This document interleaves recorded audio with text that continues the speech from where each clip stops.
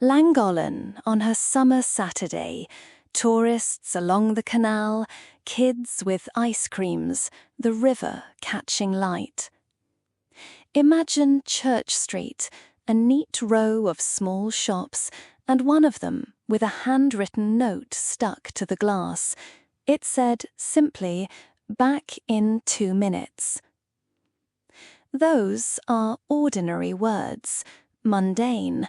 They fit 100 small errands. But on 16th June 1990, the woman who wrote that note, 52-year-old Trevaline Evans, walked out of her antiques shop and was never seen again. This is still unanswered. I'm Eleanor Hart. Today, we take a calm but detailed look at a disappearance that has haunted a North Wales town for more than 3 decades. Joining me is Dr. Rhys Morgan, criminologist and former police analyst from North Wales. Rhys, thank you for being here. Thanks, Eleanor.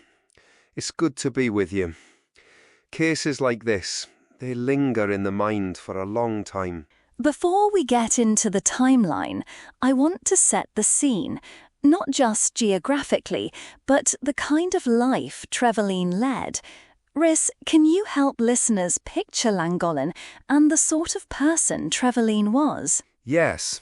Llangollen is a small town in Denbighshire on the River Dee. Think canals, narrow boats, walking trails, a steady trickle of tourists in summer. It's the kind of place where shopkeepers know regulars by name. Trevaline Evans, Trevor to some, ran a little antique shop on Church Street called Attic Antiques. She was local, well-liked, community-minded, not someone living a high-risk life. She loved her antiques. She'd opened the shop about a year before she disappeared. In many missing person cases, the person's lifestyle can offer clues. Trevaline's didn't point to a desire to run away. Right. And family life. She was married to Richard Evans, a former firefighter, and she was a grandmother. Her son later became a police officer. So we're talking about someone rooted in her community. That's why this case has always felt discordant. Ordinary life, ordinary day, extraordinary outcome. Exactly. That dissonance is what makes cases like this hard to reconcile. When you remove the profile of chaotic lifestyle or easy means to simply disappear, the investigation starts to look for other explanations. Abduction, a violent encounter, or, on rare occasions, a carefully concealed voluntary disappearance. But with Trevaline, the physical clues argue against an intentional vanishing. We'll come back to those clues. Now, let's walk through June 16th, 1990, carefully. I want listeners to feel the chronology, because this case is almost entirely built on timing. Rhys, tell us about Trevaline's morning that day. She arrived in town that morning in her dark or navy blue Ford Escort estate. Reports vary on exact parking distance from the shop, anything from 30 to 200 yards. But she parked, bought a carton of milk on the way to the shop, counted the money carefully, an almost domestic detail, but important. She opened Attic Antiques around 9:30. The morning was active. Police later said the town centre was busy, sunny, tourists about. Around 25 friends and customers came in that day. All of them said she seemed her usual self. And she had evening plans that night. Those are the small facts that push against the idea she intended to leave. By the way, the note itself, probably the single most striking detail, was placed on the shop door at about 12:40 p.m. It read, "Back in 2 minutes." She didn't take her handbag with credit cards, her car keys, or her jacket. All were left in the shop. The only thing she'd likely taken was the small purse she'd used to buy that milk. The shop door was later found locked from the outside when family raised the alarm, and her car remained parked where she'd left it that morning. Those details are crucial. Leaving a handbag with credit cards and car keys inside is not consistent with premeditated departure. Even if someone wanted to run, they usually take ID, cash, cards. The presence of personal items suggests she expected to return very quickly. The note, 2 minutes, is something 1,000 shopkeepers have written when nipping round the corner. It's ordinary. That ordinariness is what makes its aftermath extraordinary. Let's pause there. I want listeners to picture this. The compact streets of Llangollen, Castle Street, Church Street. Distances are short, people moving between shops. After leaving the shop, Trevaline was seen buying an apple and a banana. That places her still in the town centre shortly after she left. A banana skin was later found in Attic Antiques dustbin, and, some say, a compact left open on the counter, as if she'd been doing a quick touch-up. The inferences that follow are tricky. Did she briefly return? Did she never come back? Riz. The banana peel is one of those small physical traces that investigators latch onto. If the peel was in the shop rubbish, it could mean she returned briefly. But we also have to be careful. Evidence can be moved, misremembered, mislogged. In 1990, scene preservation practices were different from today. Still, the scenario people commonly imagine is this. She steps out, buys route, might briefly pop back in or walk nearby, and then, somewhere between 12:40 and 2:30 p.m., the window we can't account for, she disappears. Yes. The last confirmed sighting that police accept is around 2:30 p.m. near her home on Market Street. Some witnesses later reported seeing a woman matching her description near the River Dee later that day, unverified, but 2:30 is the last solid point. Between the note at 12:40 and that 2:30 sighting, the town was busy. If someone wanted to abduct her, it was an odd time to do so, in broad daylight. But then again, that can be exactly the point. In the middle of the crowd, people become invisible. There's also the well-dressed man, the mystery man who was seen speaking to her in the shop that day. Right. Witnesses described a smartly dressed man, blazer or suit, who'd been in Attic Antiques not long before the note was put up. Police produced an artist's impression in September 1990. Over time, that sketch was de-emphasized. By 2001, police said it was no longer considered accurate. Witness memory fades, descriptions can be unreliable, especially when time and stress complicate recall. Still, the presence of a man conversing with her immediately before she leaves is a lead that, at the time, investigators treated seriously. The public image of the man took on a life of its own. And then, in the months and years that followed, the sketch didn't lead to a decisive ID. Rhys, what does that tell you about the investigative process in these early stages? It tells us a couple of things. First, that the initial canvass was thorough in effort. They checked a lot of people, inspected many vehicles, but thoroughness doesn't guarantee success. Second, the reliance on an artist's impression shows they were grasping for any visual anchor. When a composite isn't corroborated by other evidence, CCTV didn't exist on those streets back then in the way we have now, it becomes an uncertain tool. By 2001, memories had drifted, and the composite no longer matched what people recalled, so the force distanced itself from it. That's not unusual. Let's talk about the immediate police response. Rhys, what did they do in 1990? They treated it as a high-priority missing person case and, quickly, a likely homicide. Searches were extensive. The River Dee, the Llangollen Canal, rural countryside, mine shafts, caves. Reports say every householder in Llangollen was asked questions. Over 1,500 names were checked, and around 700 cars were examined and eliminated as potential leads.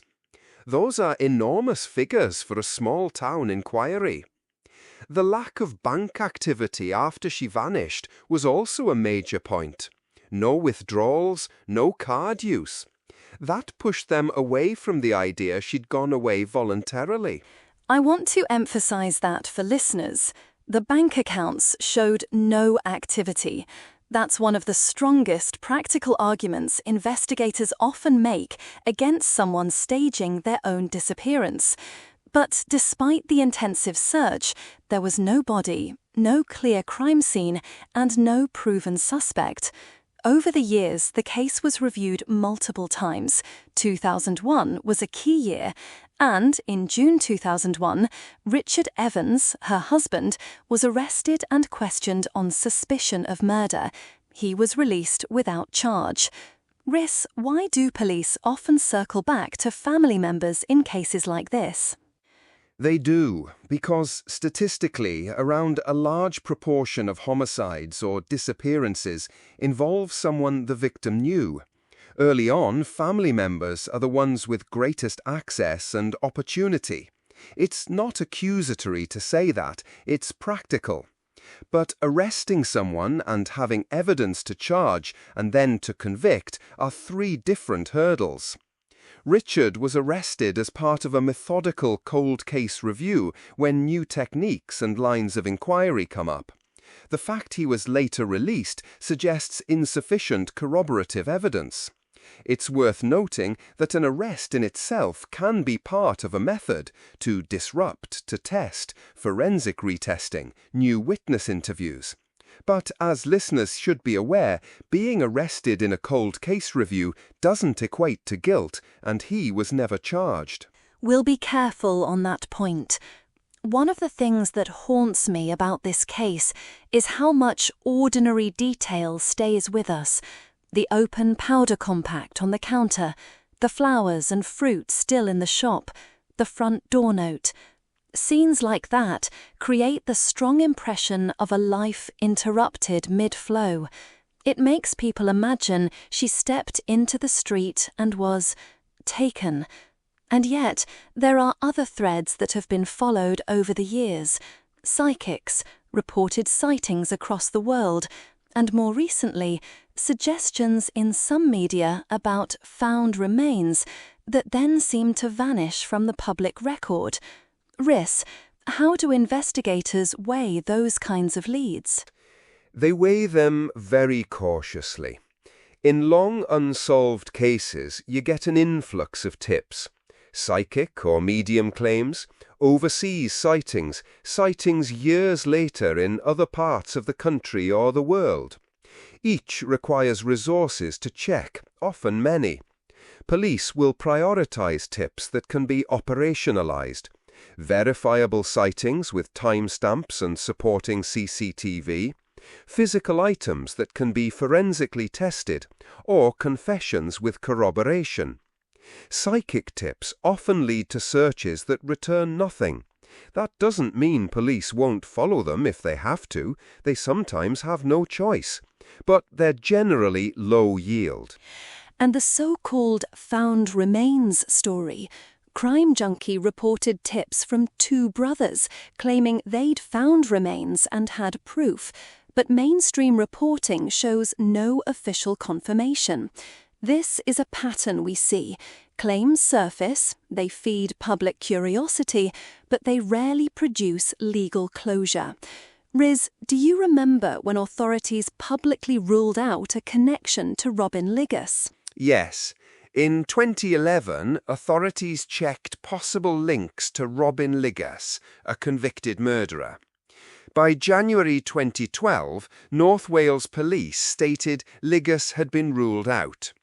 It's common in cold cases that investigators will check potential links to known offenders operating in similar areas or with similar victimology. Often, it's a process of elimination. You either find, through travel records, DNA, witness placings, that a suspect could be connected, or you don't. In Liggis's case, there was no substantive link. Another name that's been raised in the media and by independent researchers is Christopher Hollywell, a serial killer whose confirmed crimes came later and in different areas. A Channel 4 program explored the possibility he could be linked to Trevaline's disappearance. Riss, what's your read on the Hollywell theory? I'll be blunt. It's circumstantial. Hollywell's lifestyle, fishing, canal routes, itinerant work, overlaps in broad terms with a riverside town like Llangollen. He had a history of burglaries, some involving antiques. Journalists have pointed to a man seen near Attic Antiques that day who they say resembles Hollywell. But the police have not publicly named Hollywell as a suspect in this case. Hollywell's confirmed victims are younger women, and his confirmed murders occurred much later. The danger with serial killer theories is they can be seductive.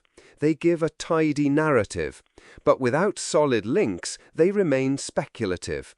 For me, Hollywell is a possibility that cannot be excluded entirely, but it's not proven. We have to balance curiosity with caution. The pattern of someone like Hollywell passing through and committing violent crimes in different regions exists in other tragedies, but we need more than resemblance or thematic similarity. Let's step back and outline the main theories that have been discussed: voluntary disappearance, abduction by a stranger, someone she knew, husband involvement, and the serial killer scenario. For each, let's run the main pros and cons. Reese, start with voluntary disappearance. Voluntary disappearance. The argument for is the alleged sightings in London, France, Australia, and such. People sometimes reinvent themselves. Some commentators have suggested she might have had secrets or personal reasons to leave. But the counter-arguments are strong. No bank activity, personal items left behind, handbag, keys, cards, and evening plans. Those facts make a planned disappearance unlikely. Also, her age and family ties reduce the plausibility, though of course people of any age do unusual things. Overall, on balance, voluntary disappearance is improbable given the available evidence. Abduction by a stranger. This is plausible. Busy tourist days mean many unfamiliar faces. Someone could have lured or forced her in a very short interval. The lack of a body and lack of forensic trace could mean an offender who had the opportunity to move her quickly. On the other hand, an abduction in the daytime centre of a small town carries risk for the offender, lots of potential witnesses. It suggests the abduction might have occurred in a slightly less conspicuous place, behind a building, down a lane, or by the towpath where boats and fishermen might come and go without close scrutiny. Someone she knew, but wasn't her husband. That's possible. As an antiques dealer, she'd meet traders, collectors, people passing through. She might have trusted someone enough to step away briefly. The problem with that theory is that in a small town, relationships come out eventually. After checking thousands of names, investigators did not find a clear insider link. But again, absence of discovery is not absence of reality. And the husband theory. Statistically, spouses are often investigated and sometimes are offenders. Police arrested Richard Evans in 2001, suggesting they saw lines of inquiry to test. However, he was released without charge. Without forensic proof, without a body, it's very difficult to build a prosecutable case. It's right to scrutinise him in a methodical review, but that arrest alone cannot be taken by the public as proof of guilt. Importantly, no known motive has been publicly presented that would fit a deliberate killing and concealment on a busy Saturday. Finally, serial killer involvement. Like I said earlier, it's plausible in the abstract mobile. Offenders do travel along networks of canals and tourist routes. Halliwell is a name that reappears because of his methods and background. But we don't have the police confirming material links, travel records, DNA matches, witness identification strong enough for a prosecution. So again, plausible as an investigative line, unproven as a conclusion. Thank you. I want to pick up on a human element now. Riss, you mentioned earlier how the family keeps this alive. Her son became a police officer. Anniversaries bring appeals. Over 30 years, that's a lifetime of not knowing. How does that persistent uncertainty colour the public's relationship to a case like this? It's brutal. Families live in an arrested state. Without a body or a conviction, they're not given the same legal closure. They live with questions and speculation. In towns like Llangollen, this becomes part of local narrative, the shop window note, the missing granny, and that can bring both support and unwanted attention. The family's repeated appeals are understandable. Anniversaries are a natural catalyst for media interest, and each article or podcast can produce new tips, however unlikely. And those tips, they can be a double-edged sword. They can lead to breakthroughs, but they can also bring false hope. We mentioned psychics and mediums. In 1992, a medium prompted a search in World's End woodland. In 1993, a feeling led to a canal bank search. Nothing was found. These are the kinds of leads that absorb resources, yet they are part of the fabric of long, cold cases. Riss, from a policing perspective, how do you manage that balance? With difficulty, you prioritise leads that can be operationalised or triangulated by other evidence. If a tip has a specific location and some corroboration, a name, an address, a description, you can follow it. Psychic tips generally lack that specificity and corroboration. But you also have to consider community expectations. Police sometimes have to follow many lines to show they've done everything possible, even if lightning strike results are unlikely. That's the hard reality of cold cases. Resources are finite, evidence is often degraded, and families deserve dignity and thoroughness. But you also have to consider community expectations. Police sometimes have to follow many lines to show they've done everything possible, even if lightning strike results are unlikely. That's the hard reality of cold cases. That's the hard reality of cold cases. Let's talk about one of the more recent threads, the crime junkie coverage about two brothers who claimed to have found remains they believed were Trevalines and had proof. They say the trail then went cold. We have no official confirmation of those remains. What does this pattern, people coming forward with dramatic claims that don't get verified publicly, do to the public record? It muddies it. It creates a narrative of near breakthroughs that never materialise. That's emotionally intense for families and confusing for the public. In some cases, those claims are legitimate, but require forensic work that has delays, confidentiality needs, or jurisdictional issues. In other cases, the claims are mistaken or malicious. Unless the police make an official statement, the public is left with fragments, and social media or podcasts can amplify them. It's why we, as journalists and analysts, have to be cautious. Report the claim, but underscore the lack of official corroboration. We will. I want to explore the geography a little more. The canal, the River Dee, the towpath. Rhys, investigators searched waterways and canal banks. Why are those places repeatedly searched in disappearances that occur near water? Because they're logical disposal sites. Rivers and canals are unfortunately common places for bodies to be hidden, either deliberately or accidentally. Water can carry evidence away, and boats and towpaths provide easy access for perpetrators who know the area. In Trevaline's case, the proximity of the canal and the river to the town centre made them natural search locations. Divers, dogs and officers check them, but water searches are difficult and often yield nothing.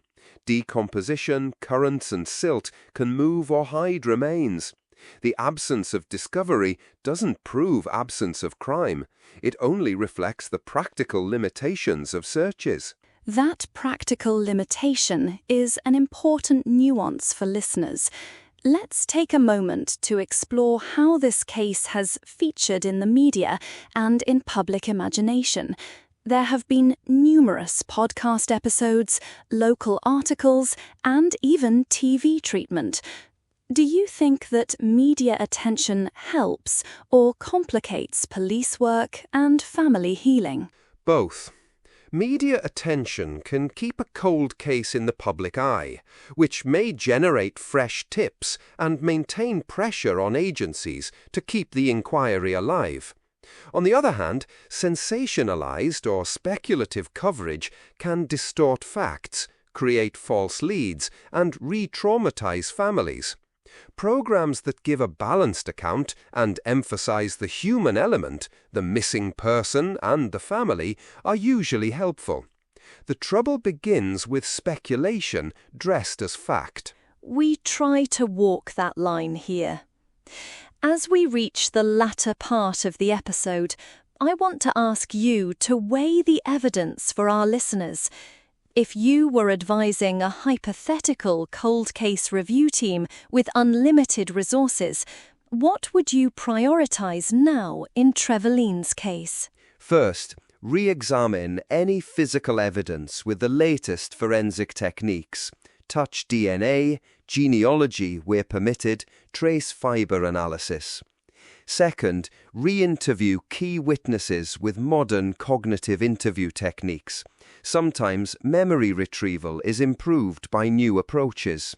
Third, recheck travel and vehicle records in the wider region for people known to travel canal routes at the time.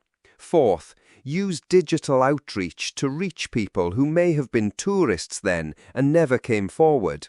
Holidaymakers sometimes forget they saw something until prompted years later. And finally, carefully evaluate any tips involving remains with rigorous forensic protocols and transparent communication to the family.